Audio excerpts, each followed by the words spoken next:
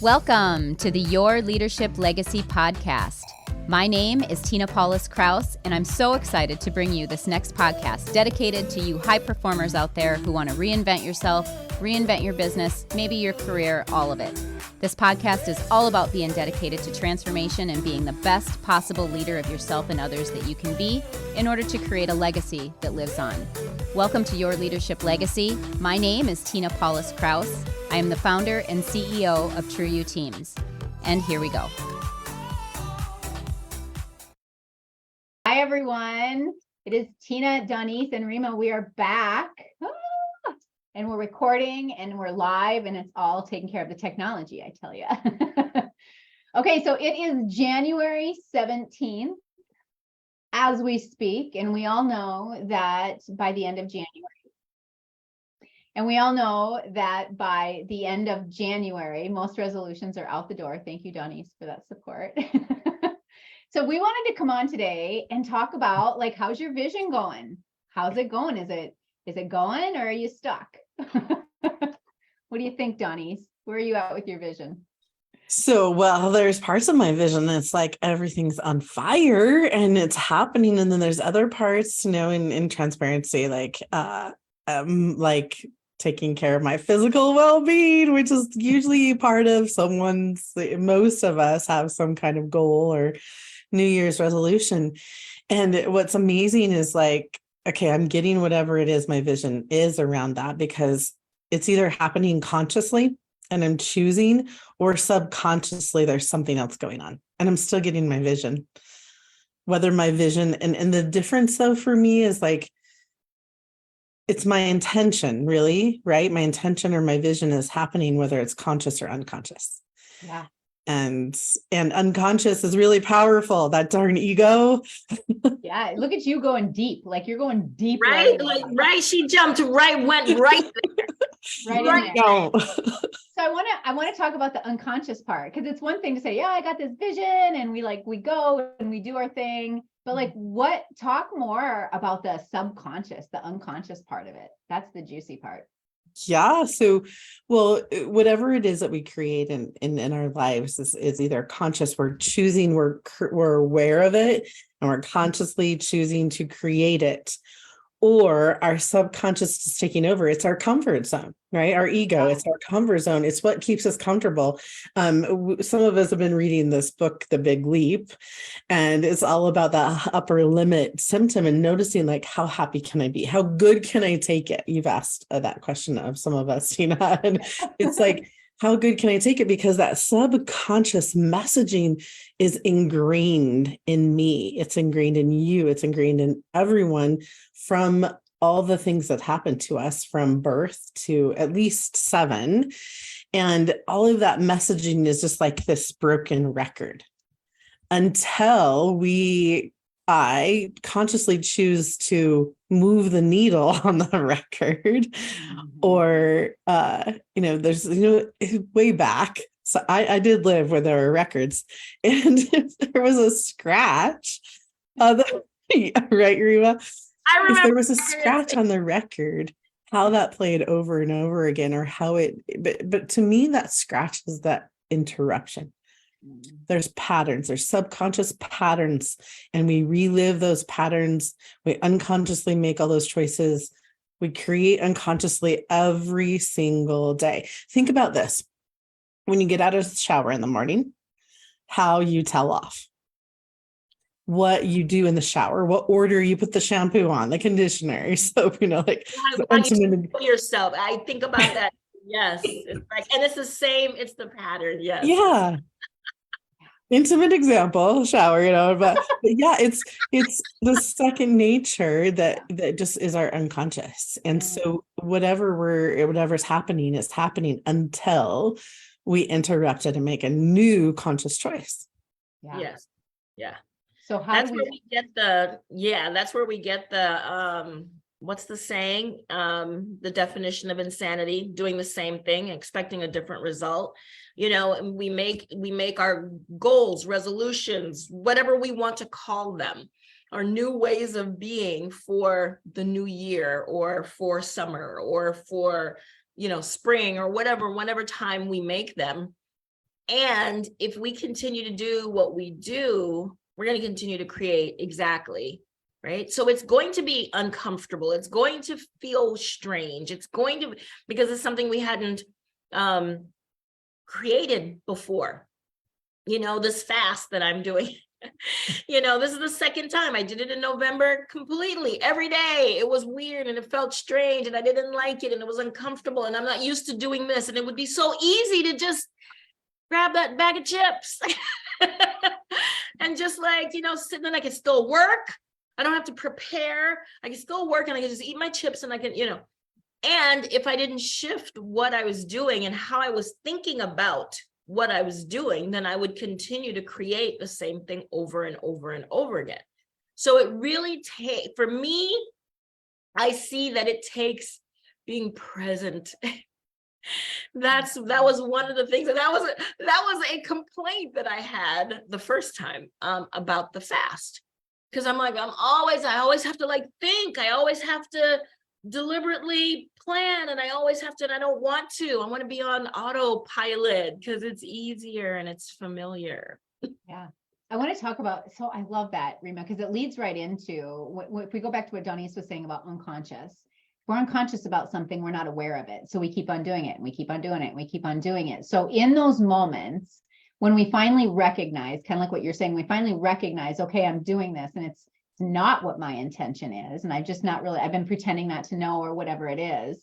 What are some of the things that we can do in that moment to shift? Because it's our red flag, like we get to shift or we end up staying in it, right?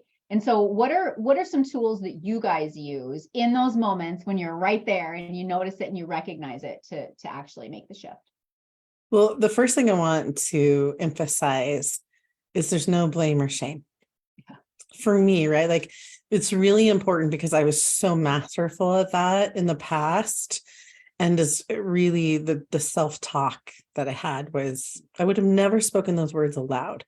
So, or to anyone else, right? Or yeah, exactly. To anyone else. Or even let anybody else say those words to you. Right. Or tell anyone that I was thinking those things about myself, right? And so the first thing for me is recognizing just, this is where I'm at. This is what's happening in this moment. Rima mentioned presence. It's being present in the moment. It's not bringing my past all back up, and especially with past trauma. And it's not anxiety about my future and things I can't control. It's being present in the moment. So that's the first thing I do. I get present with myself. I get present and say, okay, this is what's coming up. And then I get curious. What is it that just happened? Or is there something from my past that is now triggering this repeat? And I just get curious, and the answer doesn't always come right away. Sometimes it does. Sometimes I get to be in that question for hours or days or longer until it comes, but it's just really being curious. And then I'm aware. I'm creating conscious awareness. And then that's when I get to shift. That's when I get to make a conscious choice. What is it I want to have happen in this moment? Yes. And then shifting and then actually moving in that direction. And I mean, that's kind of what is coming up for me when you go there, because it's one thing for us to be aware of it, right? We can be present and we can be aware of it, but then there's a choice. Like, I feel like the next word is choice. I get to choose right now whether I stay there, because sometimes it feels good to be there, like good in a toxic way. Yes. It feels good to be there. And so Comfortable. how do I, like, in those moments, I get to choose right now to shift. Now, how am I going to do that? And there's all kinds of modalities and all kinds of ways that we do that. So it's that choice piece is so big. And I love where you were going with the present. So what holds us back from being present? Oh my gosh. So many things. Wanting to get stuff done, being familiar, being in the, in our leadership, we call it being in the drift.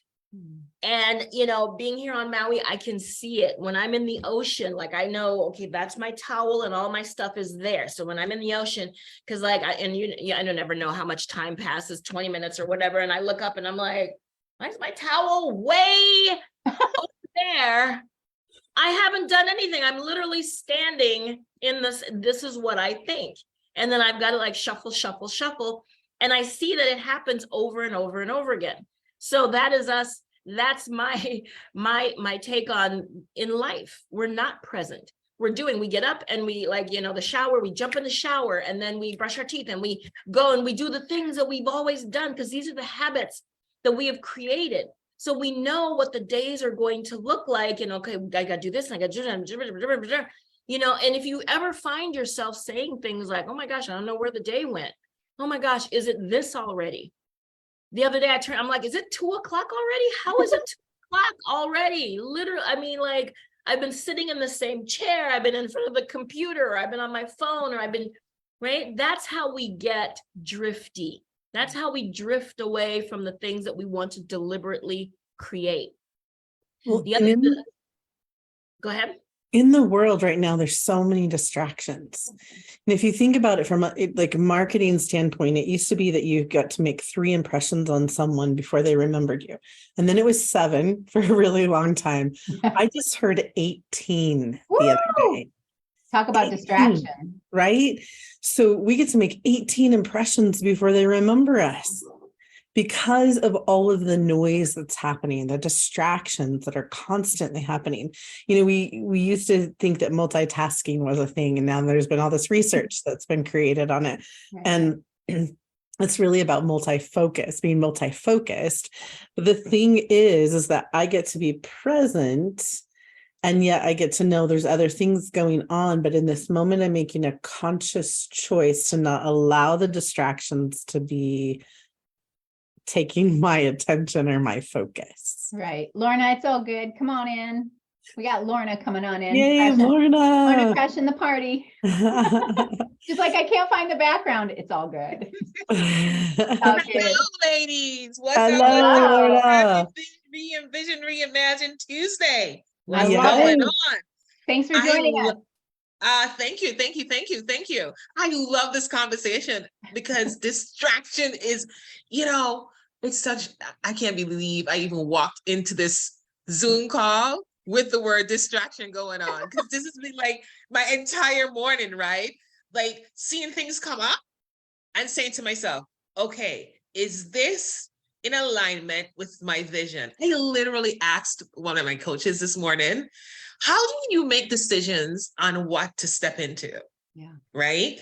And he told me 3 things. I want to share it with your audience. I want to share it with the audience because this stuff is so good. Lorna coming in hot. I love it. And here's the thing. You probably already know it. So I maybe just simply reiterated it for you. Right. The first question is whatever I'm deciding on doing or who I'm going to be, is it in alignment to my vision? First question, right? If that's a yes, go to the next one. Is what you're about to do going to be of benefit to both you and the person? Let's say you're making a decision on making it a joint venture, making a decision on whether or not you're going to do, like a call, you're going to call somebody, right? Because you know how we love to jump on calls, right? Somebody calls, you pick up the phone. Hi, how you doing? Distraction. Totally. Is picking up that phone in alignment and beneficial to both you and the next person? Is it beneficial? Because there's a lot of things we do in our life that's not beneficial. Right. Right? Notice I'm taking notes. Keep going on. Taquitos and kickbacks. Right. And the last one, I got to look at the last one because I don't remember it off the top of my head. I mean, and I have another way to share it with you because I think I shared it before, but I'll do it again because this is very important. I was at and I know I'm going on a rabbit hole. Just keep up. Okay. I went to a wealth builders 4-day event last week, right? And do you know what they were talking about? Okay, vision. Not being distracted. The distractions.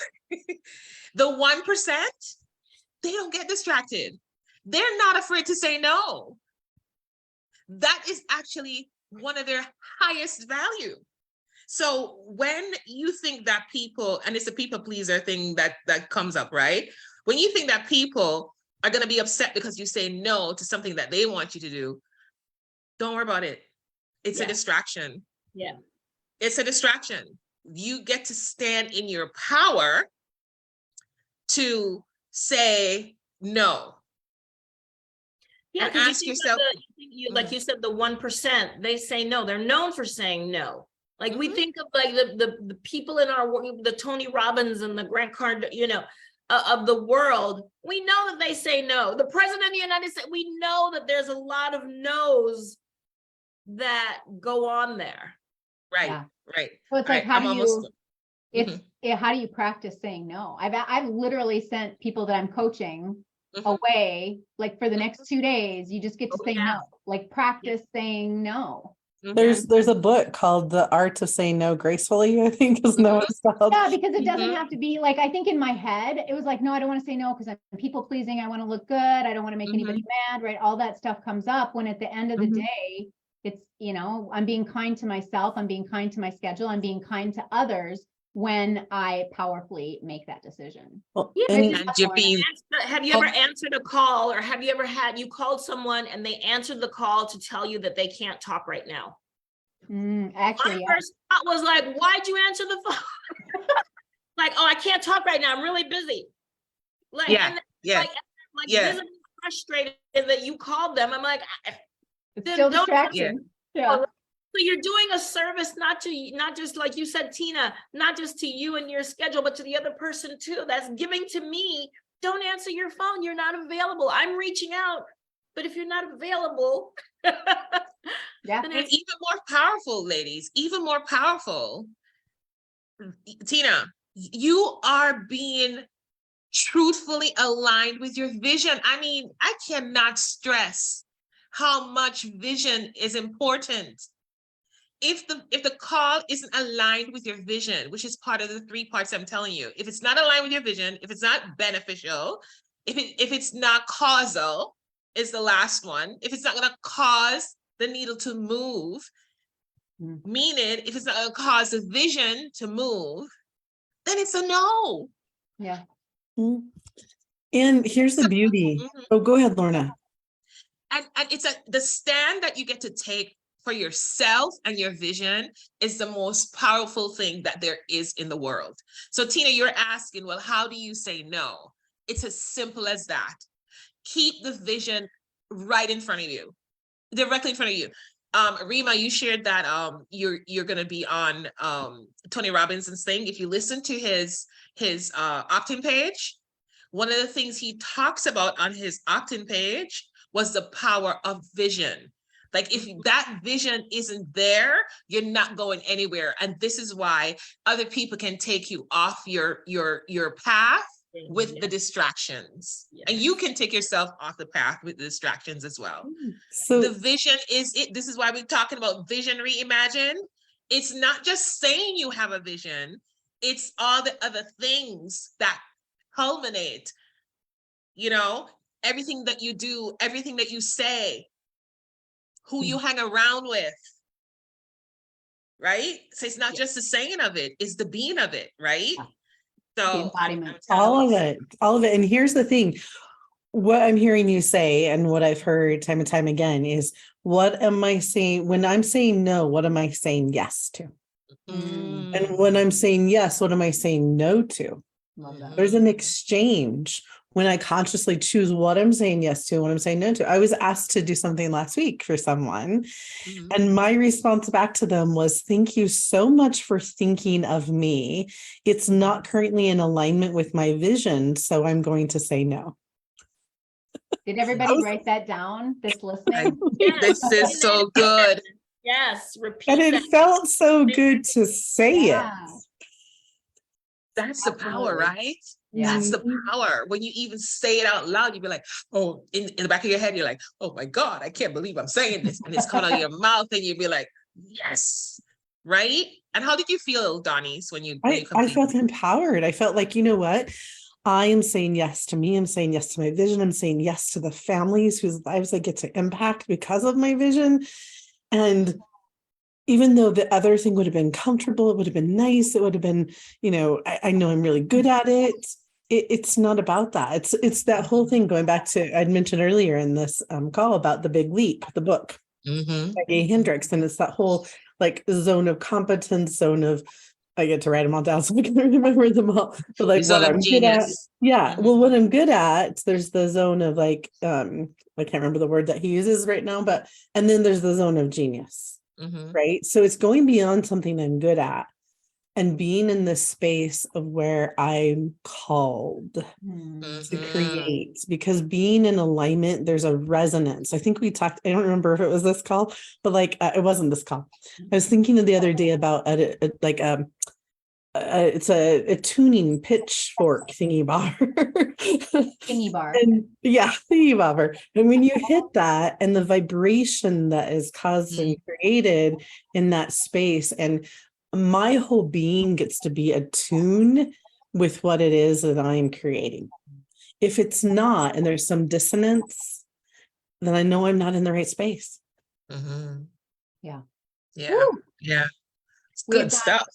It is. We've gone round and round and round today. So here's how I kind of want to wrap up and end the call. And you guys, if you have anything else, but so we started this call off talking about vision and about presence, and about a lot of the times, 80% of the time by the end of January, people's resolutions that they said they wanted to create are out the river, and they've gotten caught in all the distractions that we've been talking about. So there's so many great tools that we've talked about on this call about how in that moment when, going back to your vision and how important that is and everything else. So if you are one of those where your vision, the resolution that you set for this year is already out the window, or you're already thinking about it, right? It's already become hard. It shouldn't be hard. It gets to be easy. Like your vision gets to be easy. When we're in our zone of genius, like you guys said, and we're moving forward, it's easy and it's fun. And so I want everyone to do a checkpoint right now. Where are you at right now in your New Year's resolution that's listening to this? Are you feeling stuck? Are you feeling stopped? Are you feeling frustrated? What are you feeling?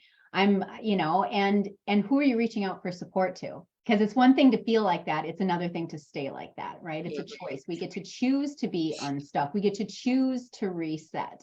So I love this conversation. I love where we're going with it. Any final parting thoughts before we say goodbye? I just want to go back to, you just said something really powerful, who you're choosing to ask support for. It's really important to ask for support for your balcony people and not your basement people. Your basement people are the ones who are happy and content with keeping you where you're at, because they want to be comfortable with themselves. So they want you to be in your comfort zone.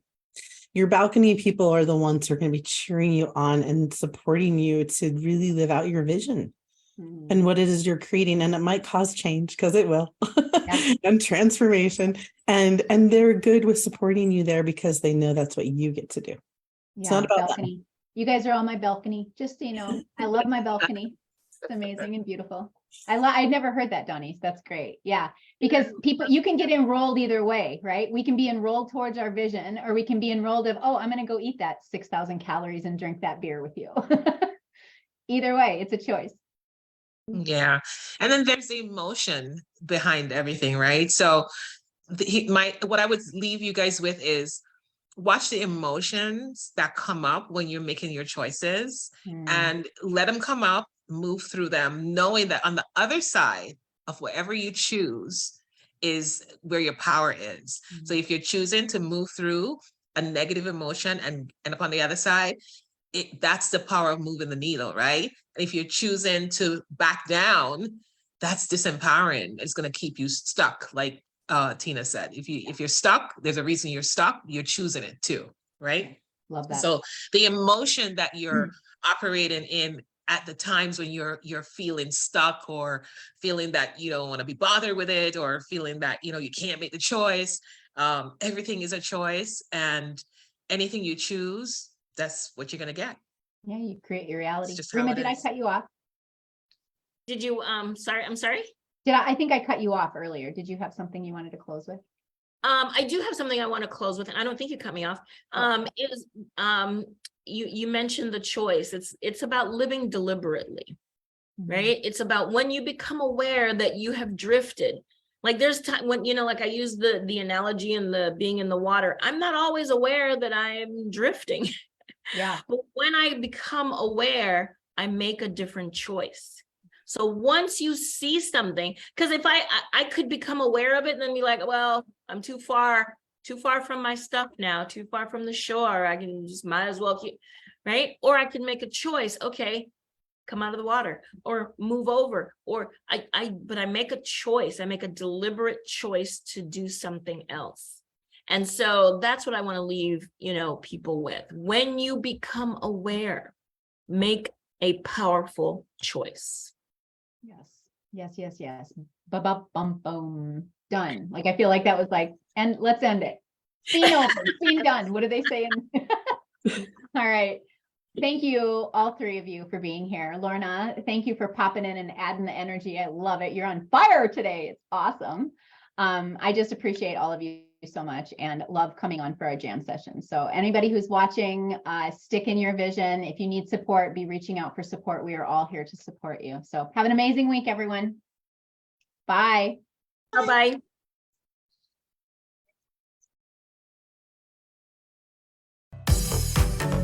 My name is Tina Paulus-Krause, and I thank you so much for tuning in. I hope you enjoyed the show. Check out our programs and events at trueyouteams.com. And until next time, make it an amazing day.